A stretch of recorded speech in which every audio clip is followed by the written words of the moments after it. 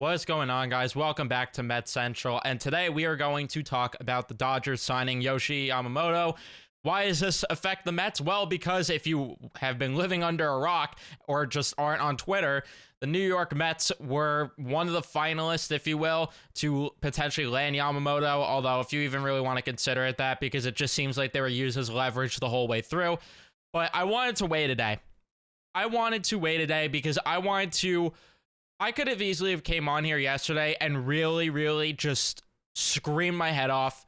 Don't get me wrong, I still might scream because I'm not pleased by any means about this, but I could have came on here yesterday and lost my mind and completely have been irrational about everything. But I wanted to take the time to really let everything settle in more.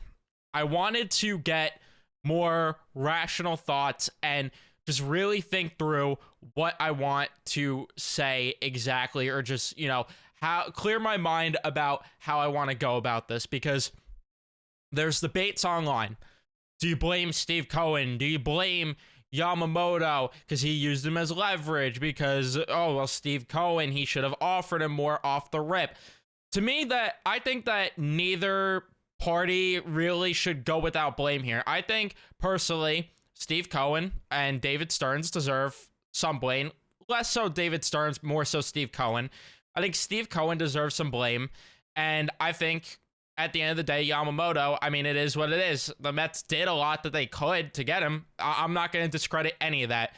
By the way, before we jump into everything, leave a like on the video if you enjoy. Subscribe if you guys are new, especially your Met fans, and turn on your notifications so you know when I upload or go live. But to talk about this, the reason why I'm saying with Yamamoto, I get it.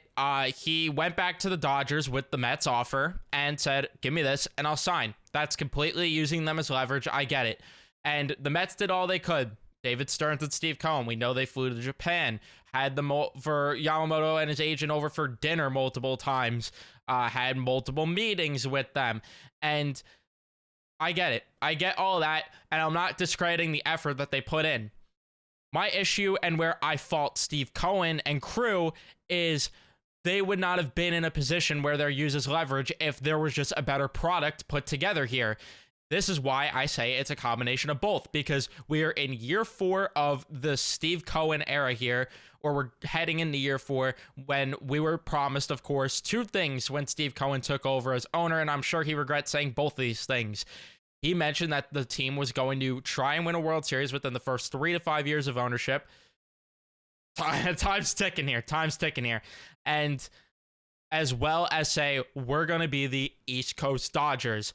Well, I'm not going to discredit him for spending money. He got Max Scherzer. He got Justin Verlander.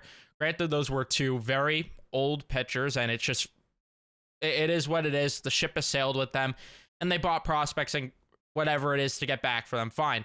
But my issue still stems with something that I've ranted about multiple times on this channel, how this organization went about things. Steve Cohen, I should say, kind of came in here and had the ship steered in the wrong direction. And whether you want to blame him, whether you want to blame Met fans for being impatient, including myself, don't get me wrong, I'm not going to act like I'm perfect here. And, from day one, I was like, Steve Cohen should just come in here and be conservative on the free agent market at first, and then build the farm system up. And then as things go on, then you start offering the money, which in retrospect, that's what it should have been. Steve Cohen, if he wanted to build the East Coast Dodgers, like I've talked about at length multiple times, if you want to tune into previous podcast episodes, go check them out, whatever you want to do. Steve Cohen should have came in here and he should have had the Mets organization from the jump just go about it slowly, instead of trying to be ultra aggressive from the start and trying to make them a contender off of the start. That just wasn't going to be a recipe for success. They have to build, I talked about this ad nauseum, you have to build your farm system up if you want to be the East Coast Dodgers. You have to build your farm system up, because if you build the farm system up, you have guys coming through the system, so you have homegrown talent, and if you have prospects that don't work out, or you have a plethora of prospects, you have that system you could use to go out and trade for players. Because right now, if they did that, the Mets would probably be in a better position where, okay, maybe Yamamoto is more enticed to come to Queens because of the fact that the team is in more of a winning stage right now versus where they are right now, where with Steve Cohen, he tried to be aggressive in the first off season here, and, you know, he got some good pieces, but overall just couldn't end up getting the winning product on the field. He just couldn't do it. And then the next year, okay, well, he brings in Max Scherzer, goes all out to get him, goes all out and gets Starling Marte. This is obviously not just Steve Cohen. I'm not saying that, you know, him as the owner did all the work, but Starling Marte, Mark Canha, Eduardo Escobar, and all of a sudden, by the way, MLB fans complained about that, but it's cool. To some people, it's cool that the Dodgers are doing this, but I digress. For me, I'm someone that's like, good for the Dodgers. If your organization's willing to spend money, fine. The issue I really have is that the deferral money with Shohei Ohtani, I think, is a bit ridiculous, and there should be some sort of way that the league should institute that you can't defer that type of money and that much money in the future. But that's another conversation for another time. At the end of the day, it is what it is. It's fair in the rules. The Dodgers are doing what is right and what's in the rules. There's no rule against what the Dodgers are doing. Good for them. Good for them. They get all this talent.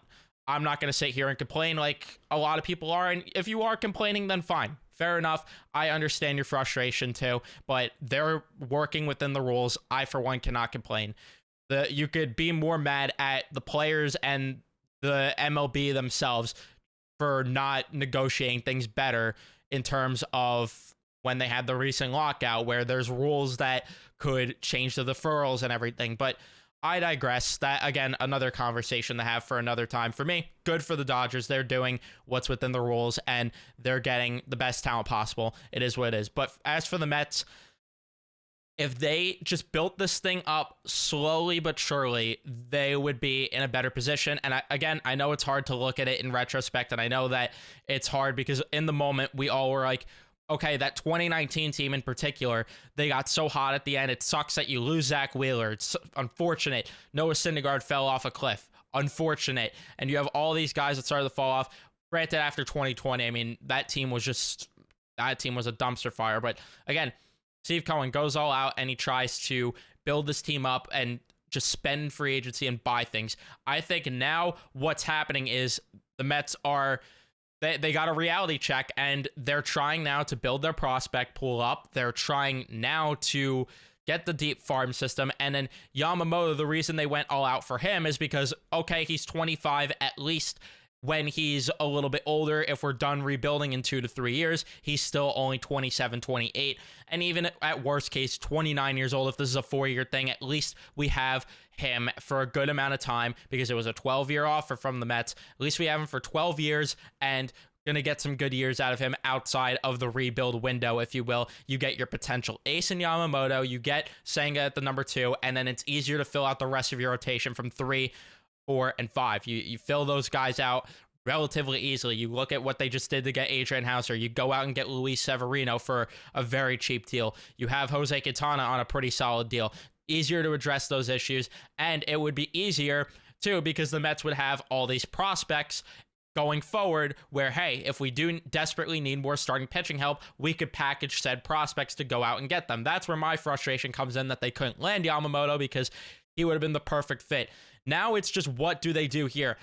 But the question I have is, are they really going in this direction? Are they really rebuilding? Because the lack of transparency is something that has really aggravated me to no end, because you have Max Scherzer come out and say he was told the Mets are going to punt 2024, 2025, and then kind of start to, get back into things come 2026. You heard Billy Epler say otherwise, say that, they're going to try to be competitive for next year. And you just hear different things from different mouths, and I want a clear direction. That's all I'm asking for. If you're going to go in this rebuild direction, if you will, then I could get behind it, but I just want, I want a clear window here. Are they going to pivot now to Blake Snell or Jordan Montgomery? Because if you get one of those two guys, that doesn't tell me that you're rebuilding, that tells me that you're still trying to be competitive and you're just selling us garbage that, oh, this team maybe could contend, but they're obviously not going to be the contenders, especially with the Dodgers out there. The Phillies are still in the mix. The Braves,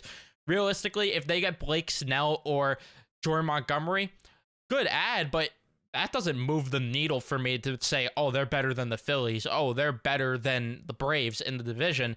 And maybe you sneak into a wild card spot, anything happens. But cool story, this team still has holes in the outfield. They still have holes. They have holes in the infield a bit. Third base is just a huge gap. Jeff McNeil's still a question mark for me. Part of the rotation is full of question marks still for me. The bullpen, outside of Edwin Diaz, I mean, even Edwin Diaz, he's coming off knee surgery, and he had his best year, arguably, of his career. There's no way he's going to replicate that, what he did in 2022, so even he's going to fall off. But outside of that, what's in your bullpen?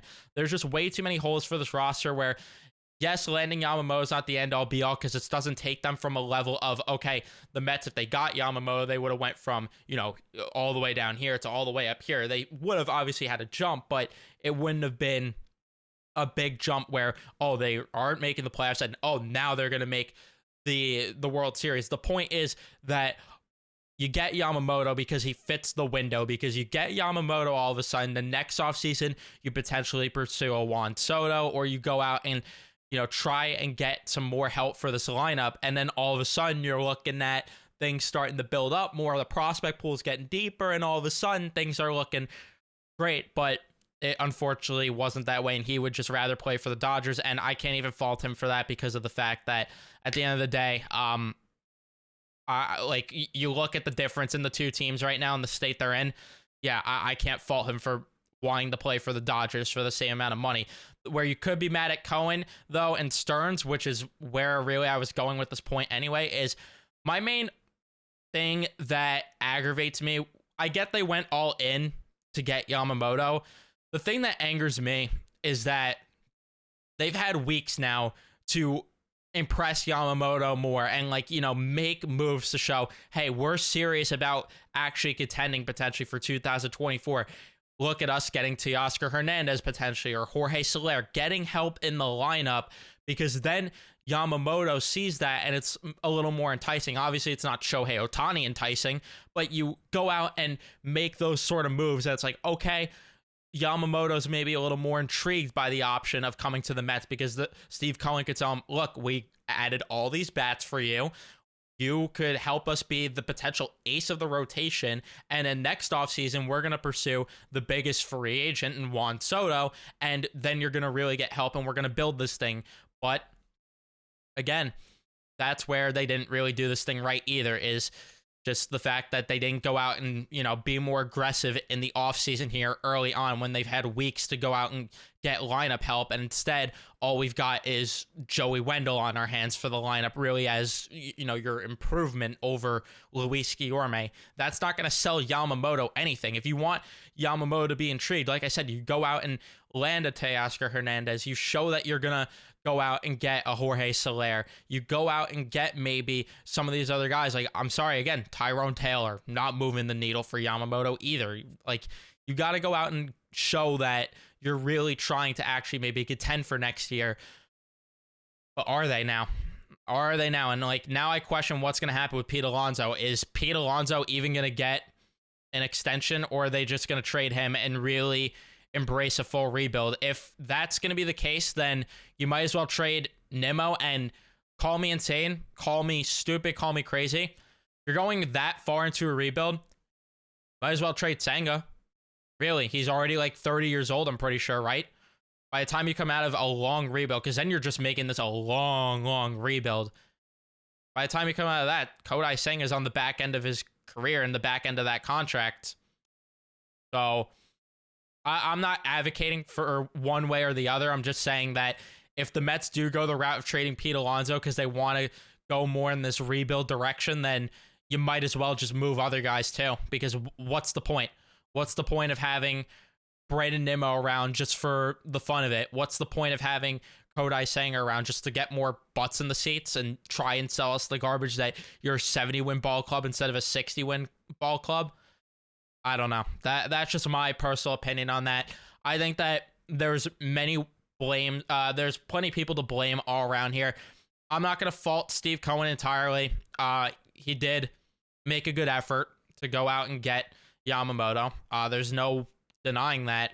But for me, it's more the fact that you had to be more aggressive. If you like, for blaming Steve Cohen, you had to be a little more aggressive, in my opinion, to really make sure, like, again, I get it. 325 for a guy that has never thrown a pitch in the MLB is a lot, but at the end of the day, the Mets are not an attractive draw, and I think even Steve Cohen knew it. We heard reports nonstop that the Mets kind of had the vibe that, you know, it's going to be hard for them to land Yamamoto and intrigue him enough, but they still did their work. But to me, there could have been multiple routes they could have went to sell this product a little more to him by getting lineup help and maybe getting a little more help around the roster. But that's just me. And then again, it all stems back to the start of the Cohen era where things should have went differently. In retrospect, things should have went differently, but this is the hand that we're dealt now. And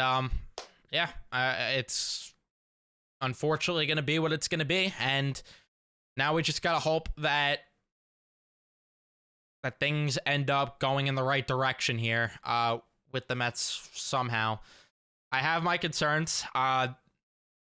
There's really no reason to not have concerns, but all you could do is hope that some of these prospects end up being potential stars, because otherwise you go into next offseason and you're still going to need to address the same exact issues that have been around since Steve Cohen has walked into office. Third base has not been addressed since Steve Cohen got here. I know that they went to get Carlos Correa and things failed with the medical there, but third base, still an issue. Still holes in the rotation. Still holes in the bullpen. Still holes in the outfield. Still holes around the roster. And it just the same thing. It's basically the same thing since the Cohen era started, unfortunately. And I don't know. I don't know, really. I don't know which way the Mets are going to go, and I don't think they're going to pivot. We saw a report yesterday that they're not going to pivot for a big star pitcher, or star pitcher, if you will, and I'm honestly okay with it. I'm at a point where just a rebuild. Just really embrace this rebuild fully and just go out and suck next year. Honestly, just go out and suck next year and keep building the prospect pool up. But I don't know. But to me, that also screams that Pete Alonso's probably out the door, because who else is getting you a big return? If Jeff McNeil plays like he did last year, he's not getting you any sort of return for prospects. Because you're not trading Nimmo, probably. You're definitely not trading Sanger. You're definitely not trading Lindor. So could this be a scenario where that happens? Like, outside of that, you maybe catch lightning in a bottle with Severino. You flip him at the deadline to go out and get prospects, which is crazy that I'm already talking deadline about them being sellers. But I can't envision a world where the Mets are in contention next year.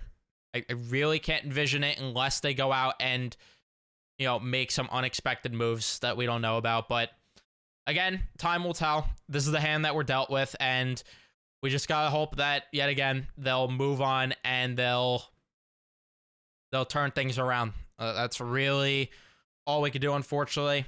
Even if I have my doubts, gotta hope that there's at least a glimmer of a chance that things could be turned around. But I digress. I ranted, I rambled, and I appreciate all of you guys for tuning in.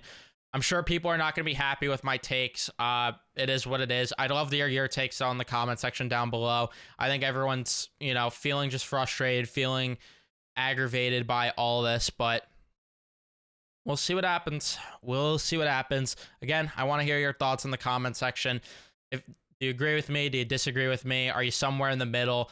Just let me know all your thoughts. Just rant, vent, whatever. For Dodger fans, good for you. Good for you. You get Ohtani. You get Yamamoto.